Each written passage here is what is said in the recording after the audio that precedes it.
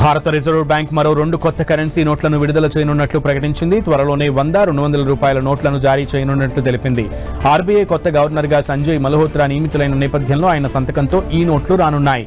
అయితే ఈ కొత్త నోట్లు మహాత్మా గాంధీ సిరీస్తోనే ఉంటాయని ఆర్బీఐ స్పష్టం చేసింది. స్టార్లింక్ శాటిలైట్ ఇంటర్నెట్ ను భారత్ కు తీసుకువచ్చేందుకు Airtel, Elon Musk company space X తో ఒప్పందం చేసుకుంది. ఈ మేరకు ప్రముఖ టెలికాం సంస్థ భారతీ ఎయిర్టెల్ తెలిపింది. దాంతో తమ యూజర్లకు Starlink high speed satellite internet సేవలను అందించనున్నట్లు చెప్పింది.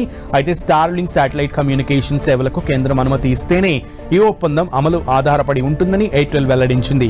భారత్లోని యూజర్లకు స్టార్లింక్ సేవలను అందించేందుకు స్పేస్ ఎక్స్ తో కలిసి పనిచేయడం ఓ కీలకమైన మైలురాయని తెలిపింది.